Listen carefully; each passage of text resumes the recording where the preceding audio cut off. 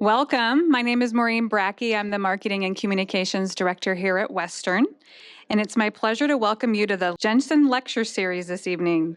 This is the first lecture since 2019, and we're thrilled to bring it back. The Jensen Lecture Series began at Western in 1995 with the establishment of Dr. Arne S. Jensen Jr. Endowed Lectureship.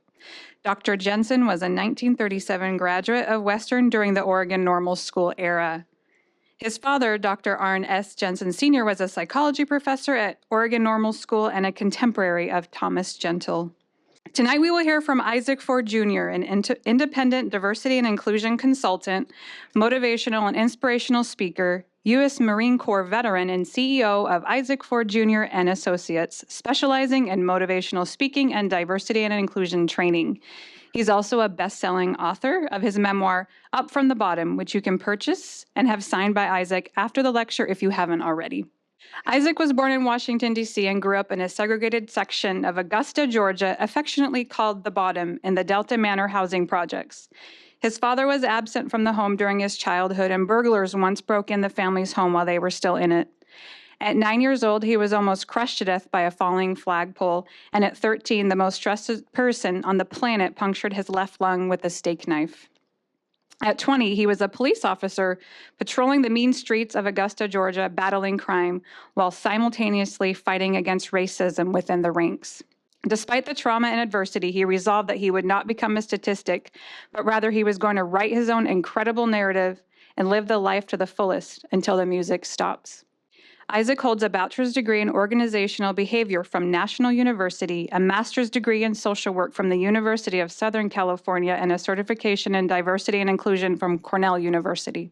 He has over 30 years of experience in leadership, training, recruiting, sales, diversity strategies, and social work stemming from his 25 years in the U.S. Marine Corps, and as the former Assistant Director of Military and Diversity Outreach for the University of Southern California School of Social Work. Our provost, Dr. Jose Cole, will join Mr. Ford tonight as a moderator. He has been provost here at Western since June of last year. And after serving in the U.S. Marine Corps, he completed a bachelor's degree in social work from St. Leo University, a master's degree in social work from the University of Central Florida, and a PhD in counseling, education, and supervision from the University of South Florida. Prior to coming to Western, Dr. Cole served as the Dean of the School of Social Work and Interim Dean of the College of Education at Portland State University. He has also held administrative and faculty positions at Texas State University, the University of Southern California, and St. Leo University. His research interests have been predominantly on worldview development and veteran transition, and is the author and co-editor of numerous publications. And at this time, we welcome them both to come up.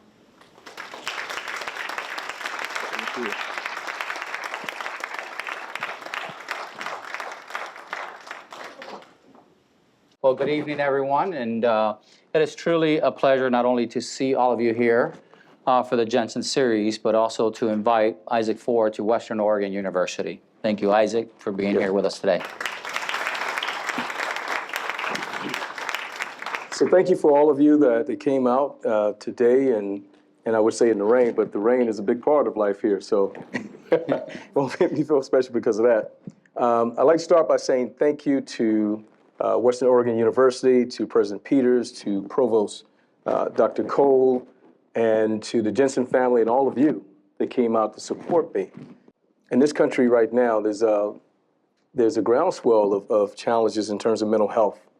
And a lot of things are going on that are pretty heavy topics.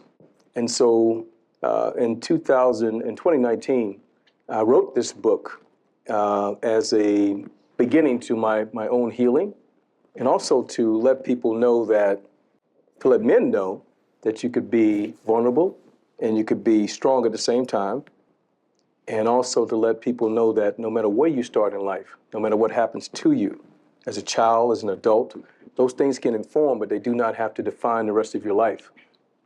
Too often there are things that happen in our lives and they have the effect of making us stuck. And those things can be transferred to generations. And so it was my attempt to try to do both of those things, and it was a scary thing to push that button and send it. But I can say that I've been honored.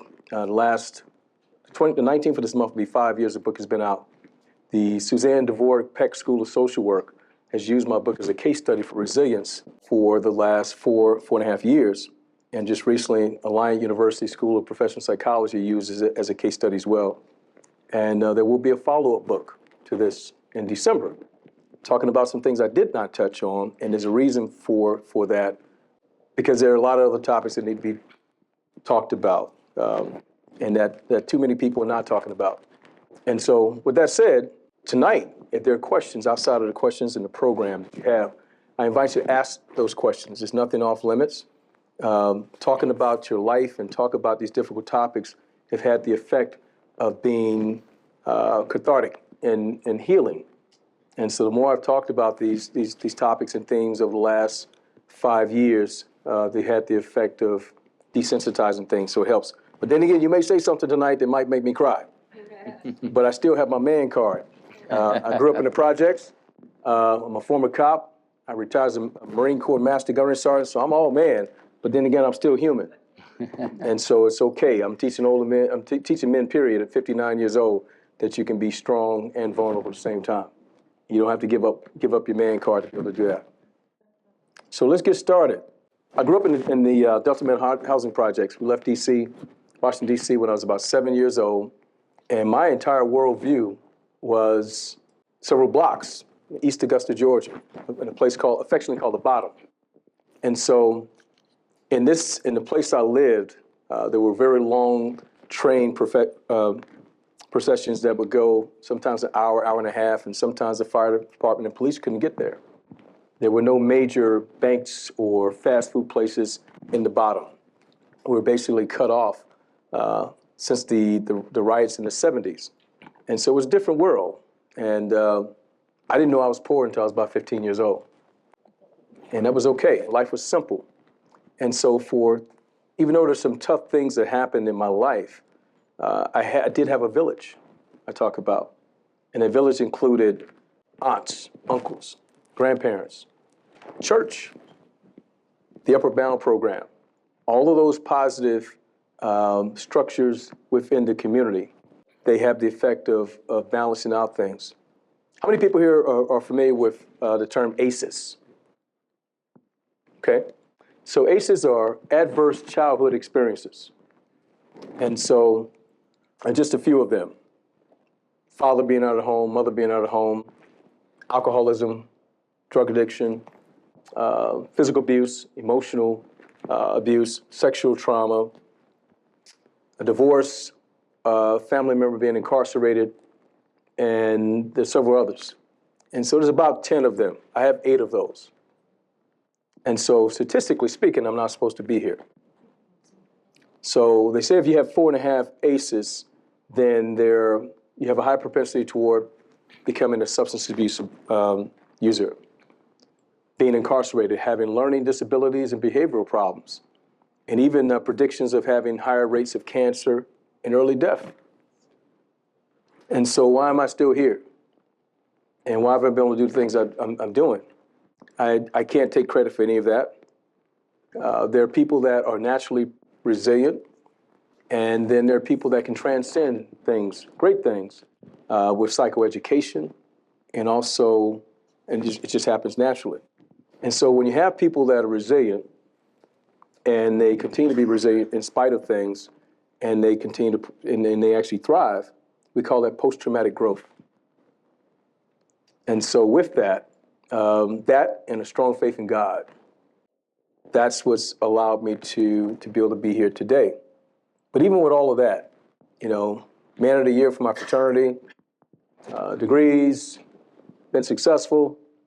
The only time I've ever been arrested in my entire life was when I spoke out against some cronyism in the police department, believe it or not. While you were a law enforcement officer. Yeah.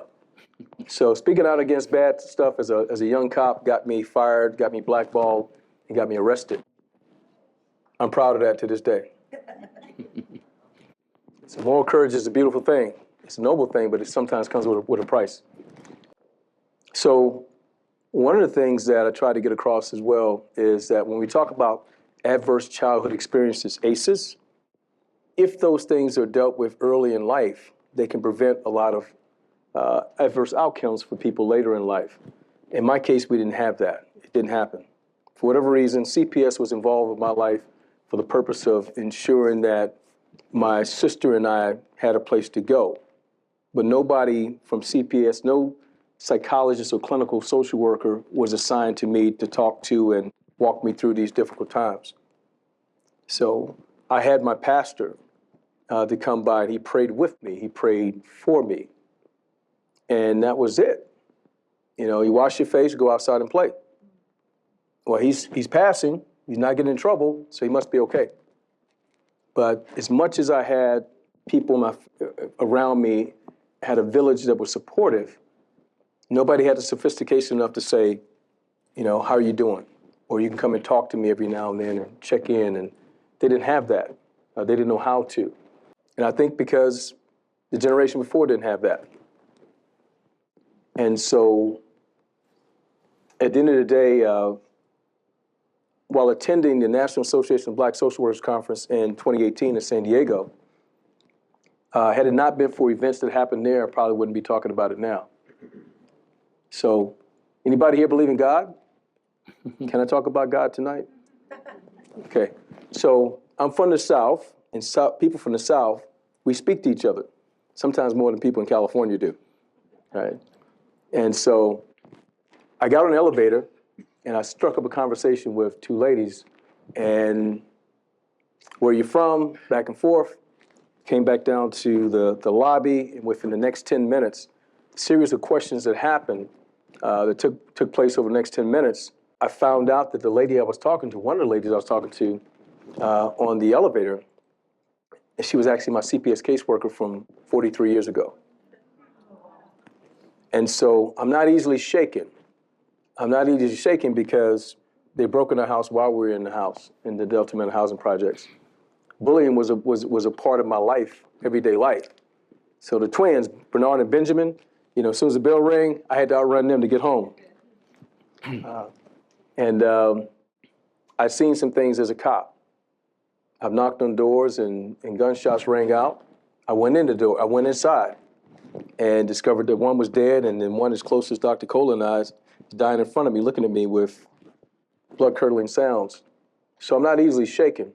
But the things that happened in this conversation the next couple of minutes had me crying in front of people I didn't know. So she asked me something to the terms of, who was your family? And I told her. She says, male, and I said, she says, I work with somebody in your family. I said, was it male or female?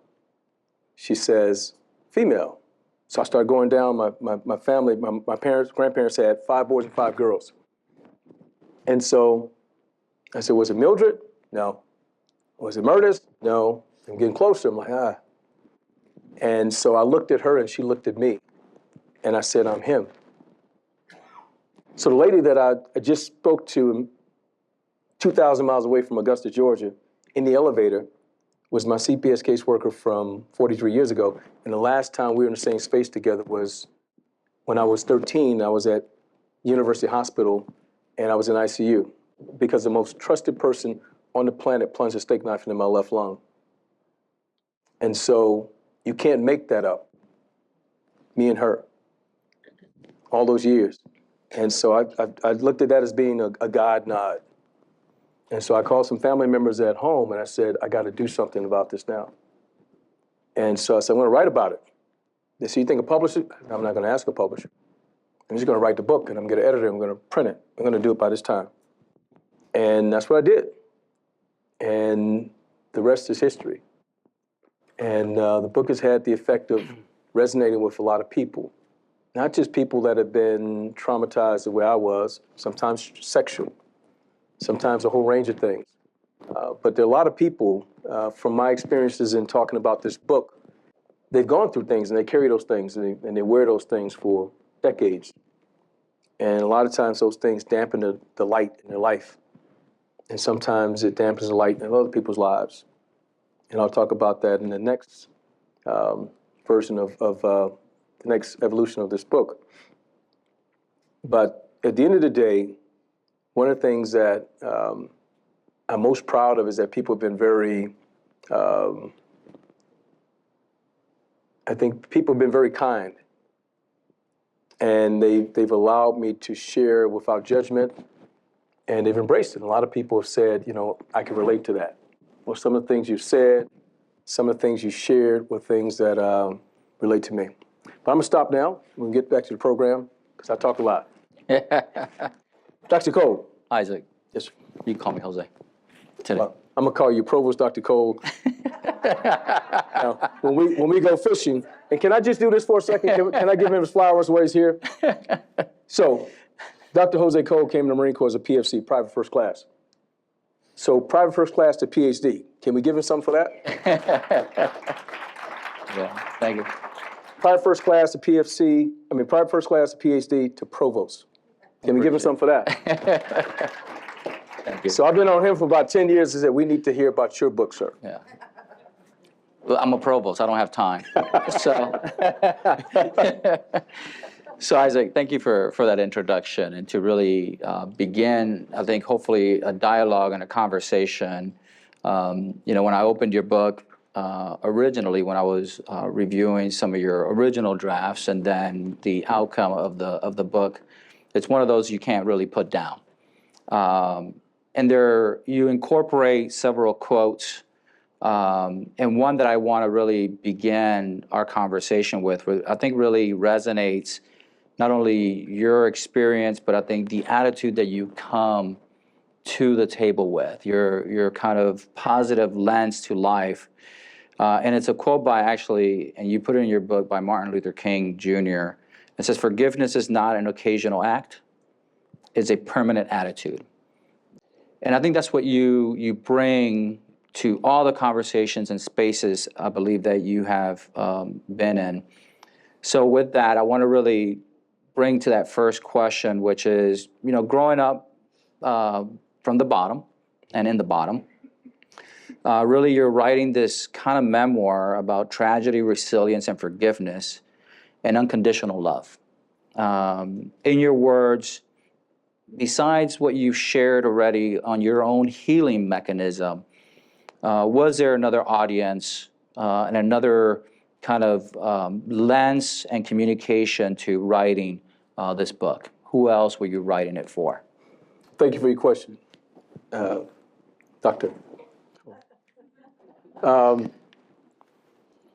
wanted to let people know that, first of all, there's some things that are unforgivable. And so you could be forgiven if there's some things that you go through that you don't forgive. But things I want to write it for, and the thing I want to get across is that the forgiveness is not for other people. It's for you. And so I had agape love. You guys know what agape love is? It's the highest level of Christian love.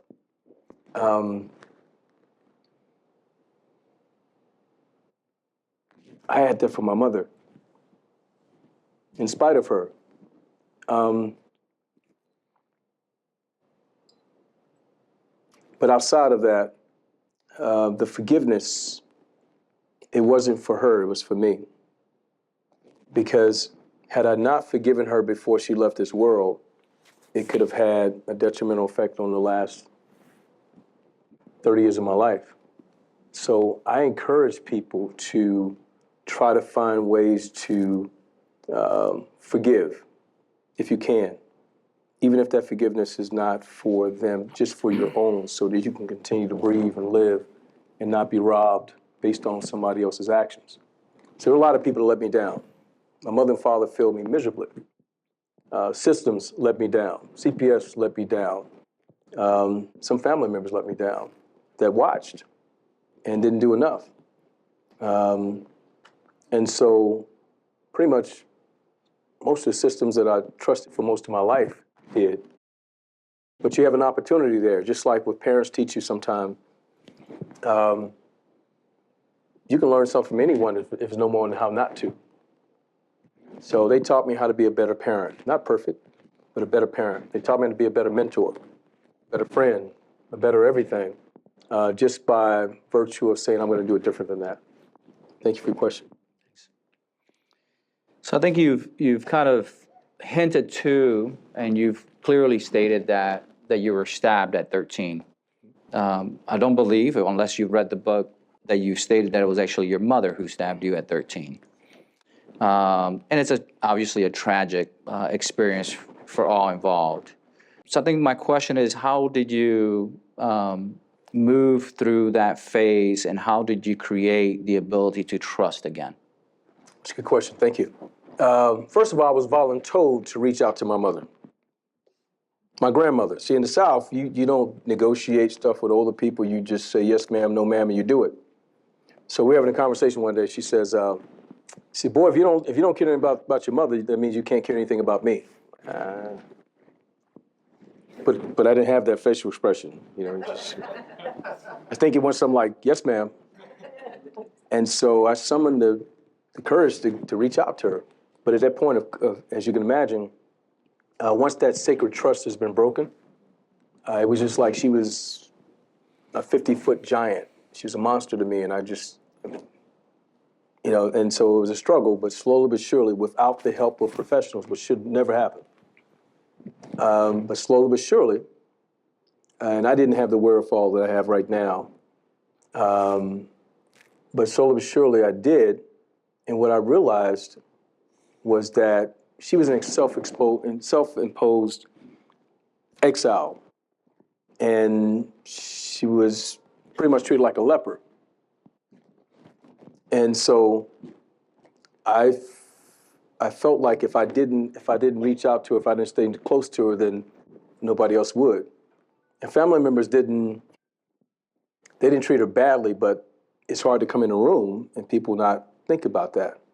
And so I found myself being her advocate and getting closer to her and teaching her things that she wasn't the best at. So I don't remember her saying, I love you and I'm proud of you and holding me and hugging me, so I taught her how to do it.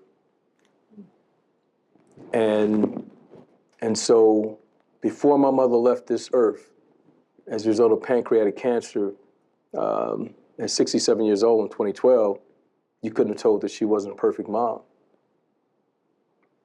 The Bible says, honor their mother and father that your days be long. It didn't say if they were perfect. It says do it. So I did that. And I feel like I've been blessed because of that. And I also forgave my father, tried to advocate for him as well. Thanks for your question. So in there, you've mentioned as well, one, you mentioned how you were voluntold, which we get. How you had the courage and built the courage to have this conversation with your grandmother, how the system and other people may have failed you. What would you have liked for someone to have mentioned to this 13-year-old? What could have someone said differently to Isaac, the 13-year-old in the bottom? Thank you, doctor. What I wanted somebody to say to me at 9 years old, at 13 years old, was to say, this is not your stuff. You don't have to carry that. Because if there was an imposter syndrome for children, I had it. I felt like I had to carry the weight. I had to apologize for things my mother and father did. We didn't have the internet back then, but in my mind, the Augusta Chronicle and WRDW radio, they were the internet, and I felt like I was all over it all the time. So every day, everything I did as a child, I felt like I needed to outrun that. I need to prove to people I wasn't going to be just a statistic. I wasn't going to just be in the projects and be somebody that's going to be drinking, drugging, going to jail, and all the things that was predicted for me. So I would have wanted somebody to say to me, just be a child. It's okay. And that's why I share my story to this day, because sometimes we miss that. So yeah. Do you have grandchildren now? Yes, I have a 12-year-old granddaughter. Her name is Azalea Ford, and she's 12 now. But before I would have said, she loves me, I love her. But I don't know now. She's 12. So I think she's got outgrowing me, and she may come back when it's time for a car or something. So I guess I have to work 3 jobs and get some money so that there'll be a reason for her to come back. I called her 2 weeks ago. I said, "Say, Zaya, I've been trying to get a hold of you." And she says, "I know, Papa. And just want to see how you're doing. Need anything?" "No, Papa." No, Papa." "Okay. All right, bye. See, I have one granddaughter. Thank you. And congratulations, Isaac. Thank you. In your memoir, you also state, and I'm going to put it in quotes, 1 through 17 is controlled by people and circumstances beyond my control, but 17 and beyond is completed up to me. You also state, everything isn't a do-over. And I kind of highlighted that everything isn't a do-over. How do you use these two kind of lenses and a mindset, really, to move forward and to be a mentor for young men and women? Well, thank you for the question. I tell young people in the spaces that I'm a very active member of Alpha Phi Alpha fraternity. And we do, like a lot of the Greek letter organizations, a lot of outreach, manly deeds, scholarship, love all mankind. And we mentor young people, and I tell young people all the time, you may be going through something right now and feel no control whatsoever of your life, but there will come a time when you can. So other people control it now, or then, but now you're in control of it. And then also to just let them know that you can make mistakes, but ideally, you don't want to bank on having a second or third or fourth try at it. The more you can do the first time, the less painful it can be. And so that's one of the things I try to encourage them with young people I've mentored in whatever places, be it Marines, be it students at USC, UC Irvine, people in the community, with things we do at our fraternity. And so sometimes people take for granted that, well, I'm just going to have another decade, or another 20 years, or whatever the case might be. And I made that mistake early on in school. I went off to school and I just knew that this was the way out. This is the way to open up doors. And I felt like it was an epic failure because I finished the school year with a 2.0 GPA, and I left school and I didn't come back for 20 years. And so that's one of the biggest regrets of my life. But then again, all of that, I don't believe there's any mistakes. Those things happen for reasons, and there's a reason for everything. It has to happen. Thank you for your question.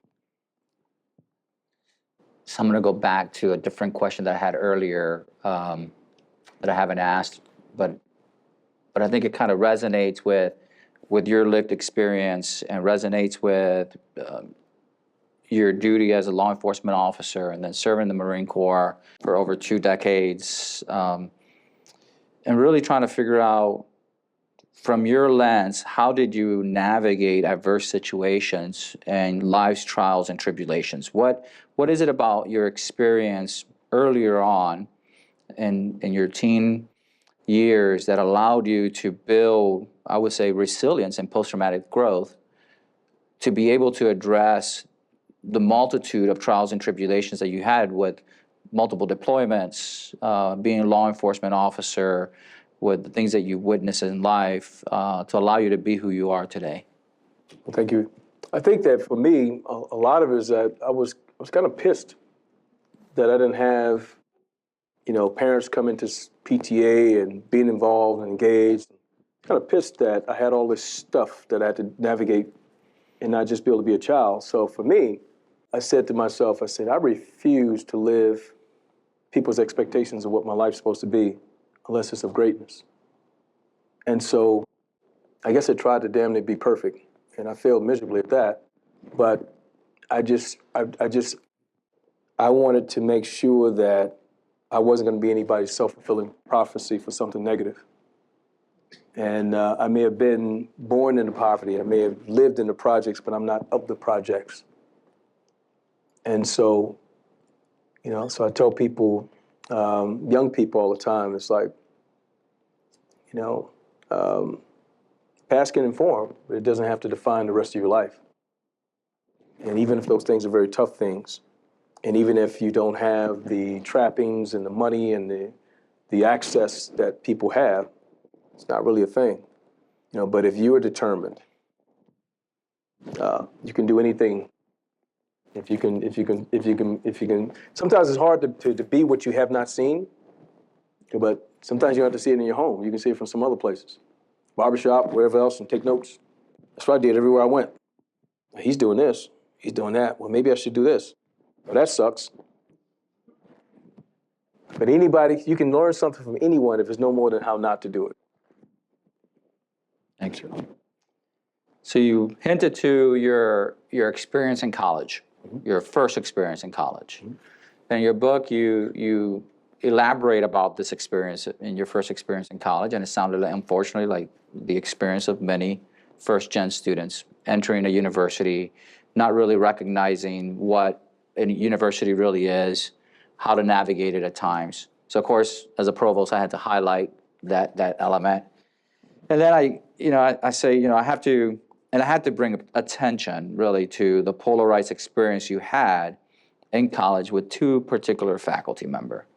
One who did not believe, and I think you stated very clearly in your book, one who did not believe in you on the first day you walked into that classroom and did not believe in your success. The latter, the English professor, positively impacted your sense of belonging, allowing you to recognize that others actually did care about you, care about Isaac Ford, the freshman in college.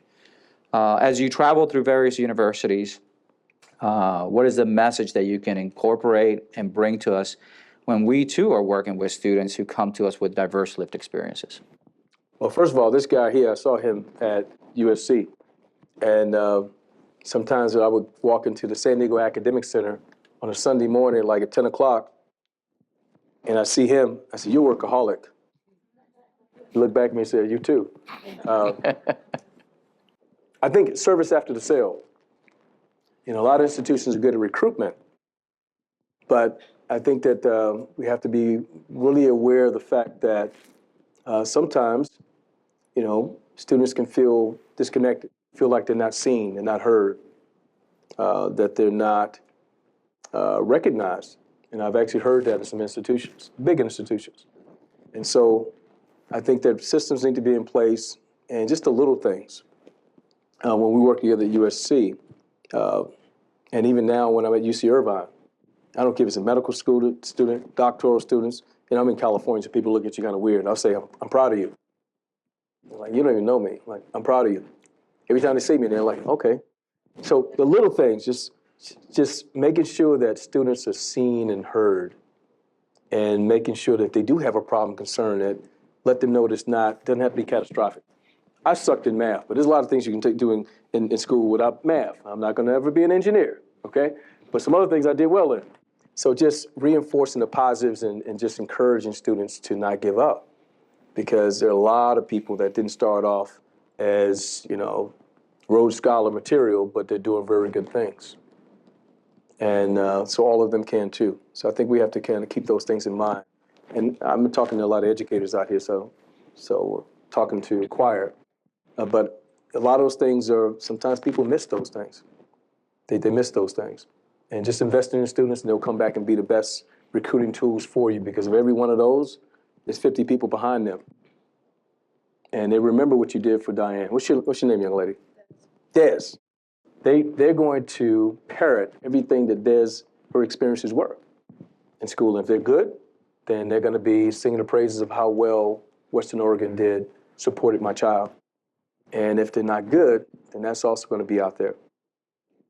What was it, Isaac, about that faculty member who believed in you that allowed you to not only bond in a way, or at least recognize that there was more? The faculty member was not just worried about the academic, but I think they were, if I recall, they were just also worried about you as a human being, and how do you envision, or what would you like for faculty, because we have faculty here as well, but what would we love for faculty to hear on what their role is besides the academic role that we have?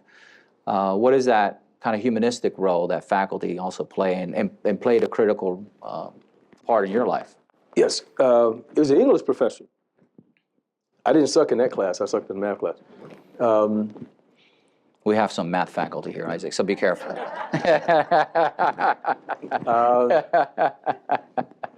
So it was Georgia Southern University, Georgia Southern College back then, Georgia Southern University, big school.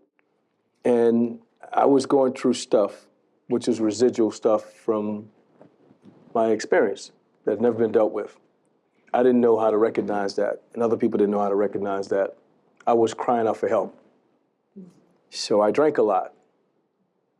And so I was sleeping that off one day, and I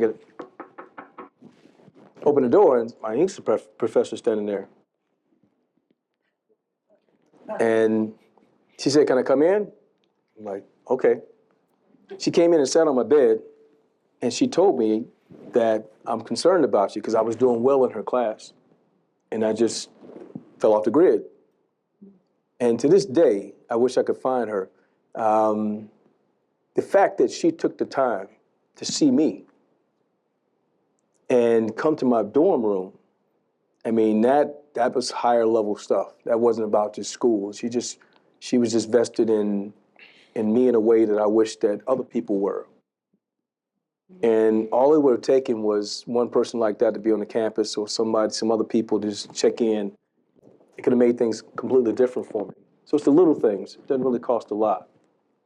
So I'll never forget that. And she was, just a wonderful human being. And that's something that, 40 plus years ago, will always resonate with me. So she was an angel. So in your book and your memoir, you describe not only your experience with discrimination and racism as in law enforcement and also in the Corps. I'll use the Corps as the Marine Corps. Just kind of very interesting kind of phenomenon in reading not only your experience, but more importantly, the impact that it's had on self-esteem. Mm-hmm. And nationally, we know the correlation between racism and discrimination on depression and self-esteem. Can you elaborate not only on the work that you do, but just your own personal experience and what you see visiting other universities and communities? Thank you. I learned what racism, even though I grew up in Georgia, I learned what racism was when I became a cop. I really learned then. And Marine Corps, they say we're all green. We're not. And so there are challenges, but the military is a microcosm of society. We have good, bad, we have some challenges, and God knows we got them now. And so I went through all those things, and still I didn't become jaded. I didn't say broad brush all people this, all people that. But in terms of just, sometimes being disappointed. I remember when I got in the Marine Corps and I went to USC, most of the experiences were positive, but I think that when I got out of the Marine Corps, I kind of expected to, when I came to a college campus in grad school and studying social work, that I was going to be in a place where there was going to be a whole lot less of things I saw that weren't good. But just go show, we're gonna have these challenges for many more. I remember saying a prayer when my kids were younger. I said, Lord, let my sons see a day when they don't know about the things that I experience every day. Now I'm going to have to say, well, Lord, let my granddaughter see a day when she won't see that. Because we're going backwards in a lot of respects. But it's up to good people for us to be able to fight against that. And so I don't lose faith. I still think that most people are good at their core.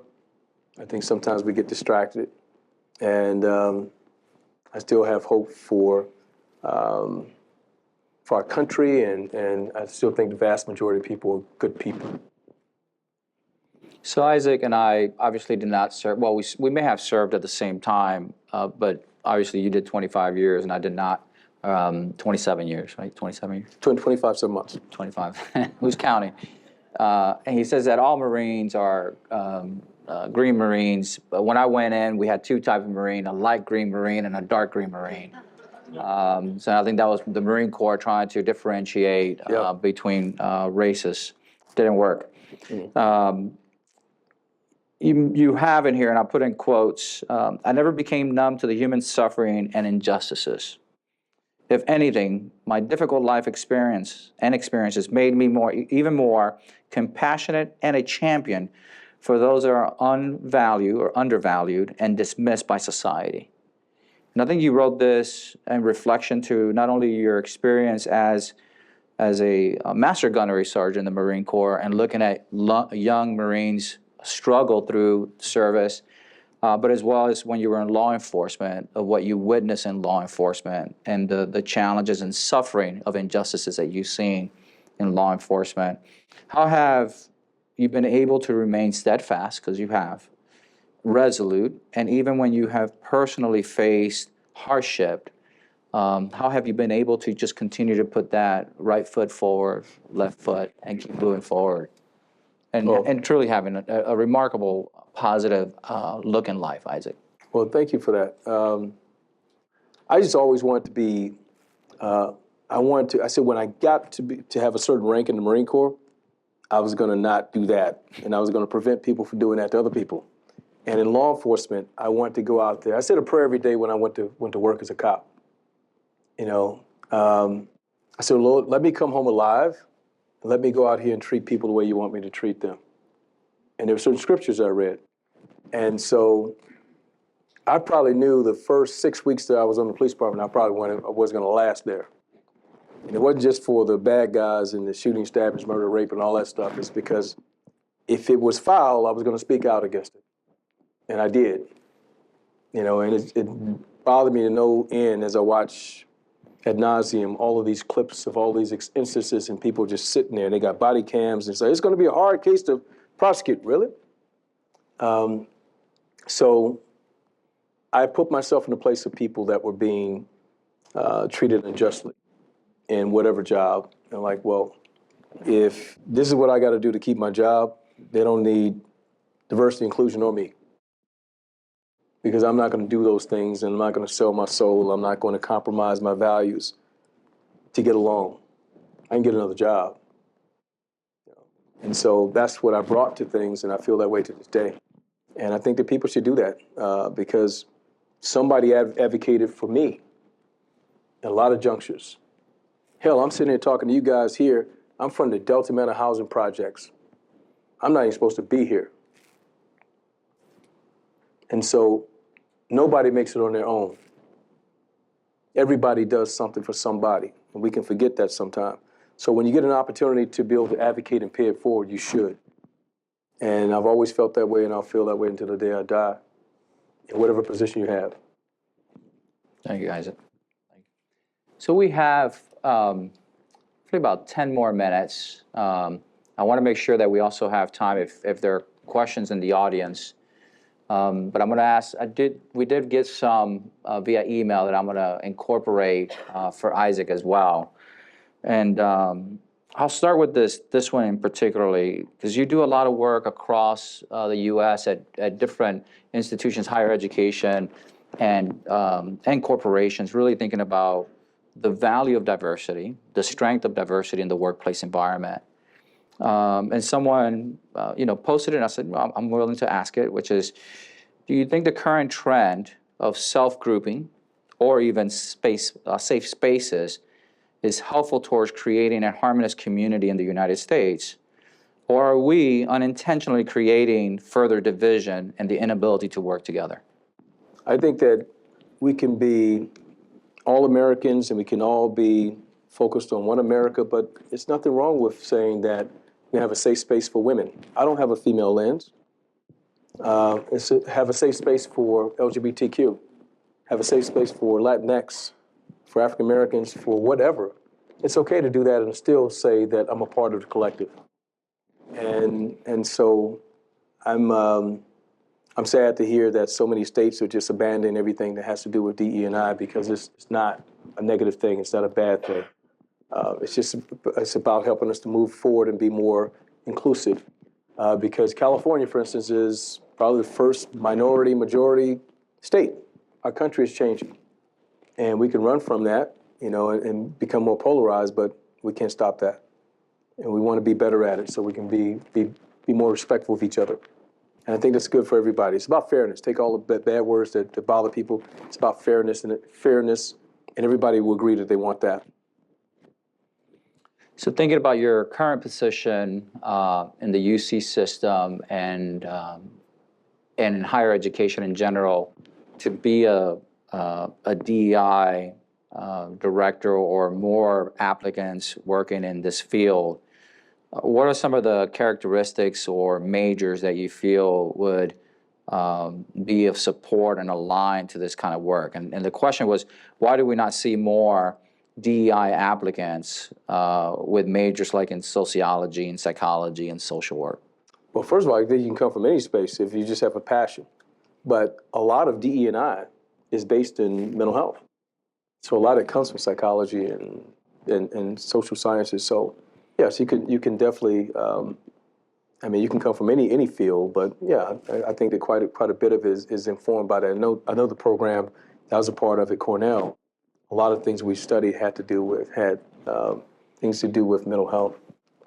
Isaac, I'm gonna ask you, I think, one more question, which is if you could elaborate, for those of you who haven't served, we put a lot of emphasis when we think about disabled veterans on the physical wounds, the ones that we could actually see. Can you elaborate a little bit about the invisible wounds? Well, I think that too often when you talk to veterans, you check in with veterans, say, "How you doing?"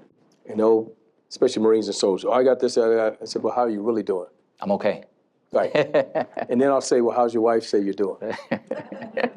Well, how's your girlfriend? How your partner say you're doing? And so I do some work. I just recently did something, Black Men's Mental Health Forum on February 15th. And we're going to do a collaboration between men and women on May 30th in San Diego. Hopefully it'll be a live setting and live stream. But it talks about the fact that men, veterans, Marines, but men, we don't talk to each other the way that women talk about stuff. We keep it in. And so the theme was vulnerability is not weakness, it's strength. And so if you don't talk to people, you keep it to yourself, by the time we find out there's a problem, well, first of all, men manifest depression through anger. And you keep things in, and as much as you may seem resilient and have post-traumatic growth and everything else, somebody just recently told me, I said, I don't have anger toward anybody. And even with some tough things I'm going through right now, or any systems. And they said, well, yeah, you do have anger. You have it for yourself. Because we internalize things. And so there's work I need to do, because as much as it looks good and on the outside, when you internalize things, you carry things it can affect you on a cellular level. And so I think any opportunity for men, for women, for people to be able to just have a safe space to want to talk, and feel like it's a space where you're not going to be judged. You don't lose your man card. You don't, whatever the case might be, because we're not charcoal. We're not machines. We'll break, and it affects things. So, yes. Okay, now I would love to, because I could stay here asking them all kinds of questions. Any question about anything, ask me. Does anybody have a question? President Peters. Oh, President Peters. President Peters, go ahead. He's a ringer. I paid him $25. So this is maybe kind of a Georgia question. People know I'm from Georgia as well. And I was thinking about, while you were talking, I was just there, and you and I spoke briefly, and you have family there. I have family there. And there is a very familiar thing about being there. There's a culture, there's food, there's culture, there's language, there's family. And we feel that. Mm-hmm. And so I think my question is, a place can give us a lot, but it also takes a lot away from us. And that place is traumatic for, I might even say, for most of us, even if we don't know it.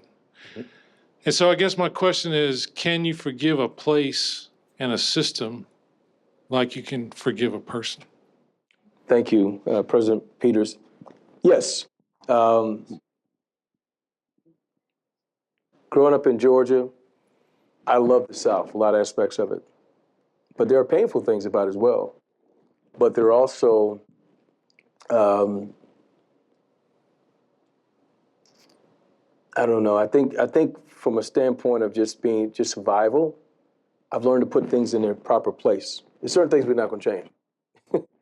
And so it's sort of like, so I go home, and I love to go home. And there's certain things about the Southern hospitality. We speak to each other, say, hello, hey, baby, how you doing? Those things are great.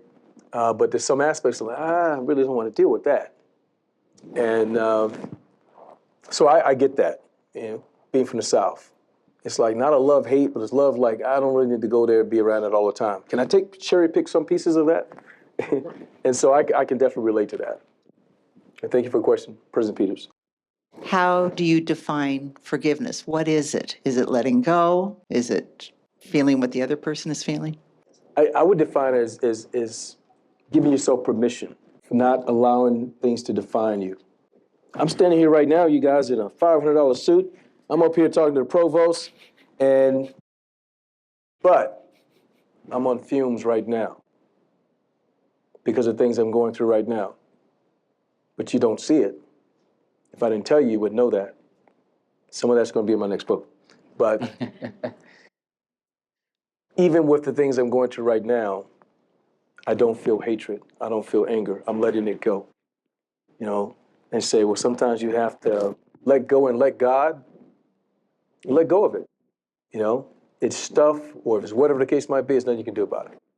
And so I would say to your question, you let it go and not let it own you, because it will.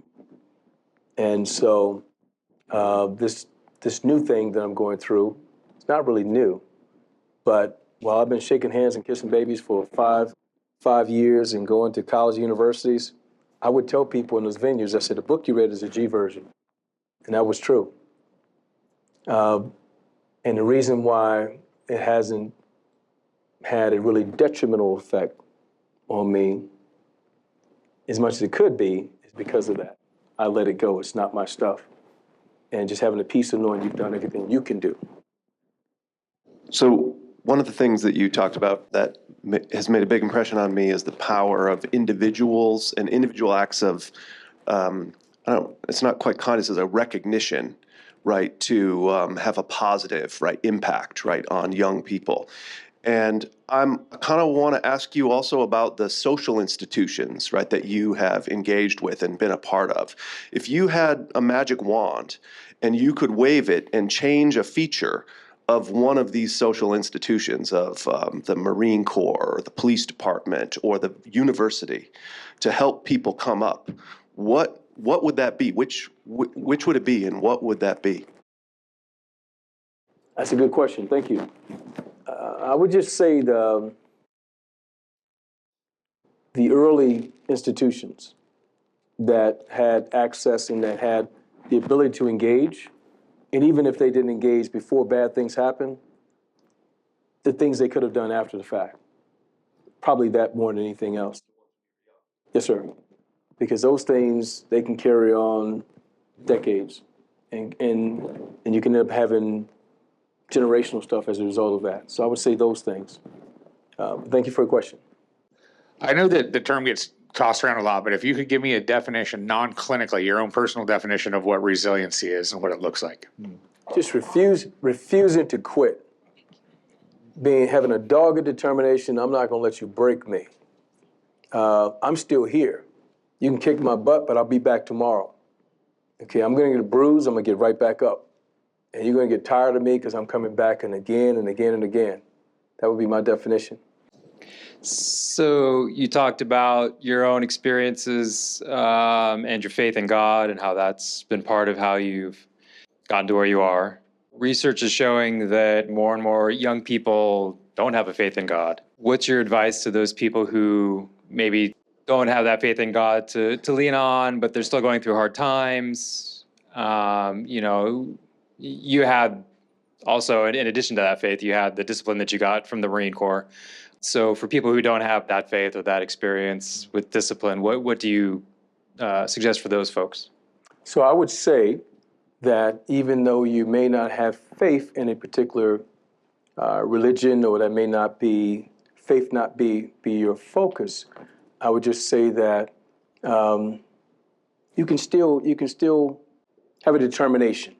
You can still have a determination that you want something greater for yourself, even if there's not a higher power within your view that's attached to that. So I don't think that you have to have necessarily affiliation or be actively engaged in a certain religion or practices to have that. I teach a class called Intersectionality, Inequalities, and Vulnerabilities in Later Ages. And we show Ruby Sales' talk at the very beginning, and she talks about asking people, where does it hurt?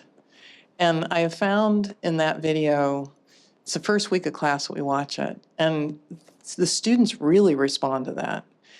And you talked about the gender differences in talking about hurt. And I'm wondering in all your travels if you're finding amongst the younger men, if they're more willing to talk about this hurt, because I deal a lot with older men and older women, and I know that. I mean, I grew up with that and my father. But are you seeing any change in that in terms of how younger men are embracing talking about hurt and depression and some of those things? Thank you for your question.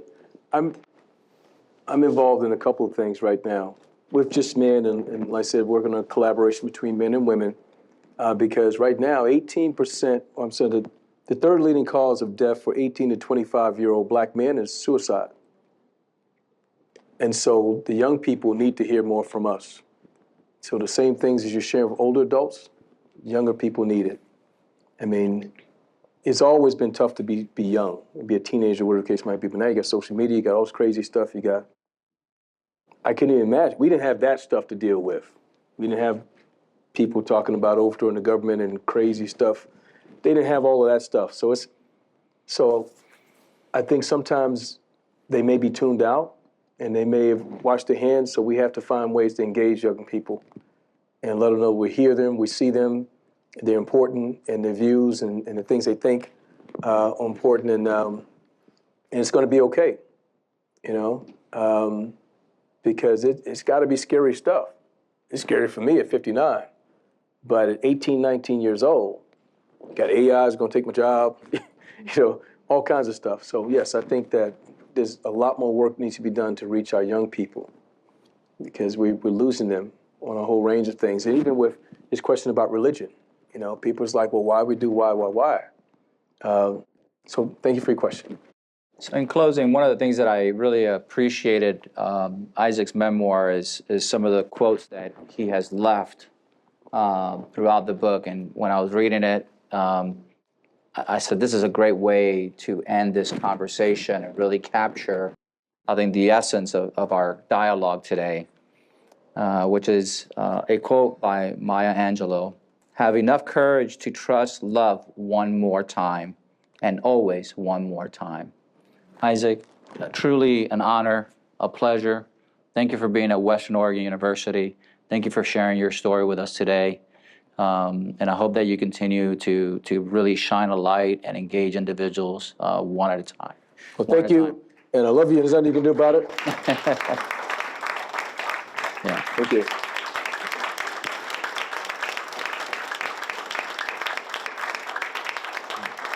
So I want to leave something with you before you go. Something that's kind of helped me out as well when things get to be really tough for me. And it's a poem by William Ernest Henley. When Nelson Mandela was interned at Robben Island for 27 years, the thing that got him through was that he quoted this, and I'm going to share it with you now. "Out of the night that covers me, black as a pit from pole to pole, I thank whatever gods may be for my unconquerable soul. Under the fell clutch of circumstance, I've not winced nor cried aloud. Under bludgeons of chance, my head is bloody but unbowed. Beyond this place of wrath and tears looms but the horrors of the shade, and yet the menace of the years finds and shall find me unafraid. See, it matters not how straight the gate, how charged the punishing scroll. I'm the captain of my fate, master of my soul, Invictus by William Ernest Henley." Thank you. Thank you, Isaac.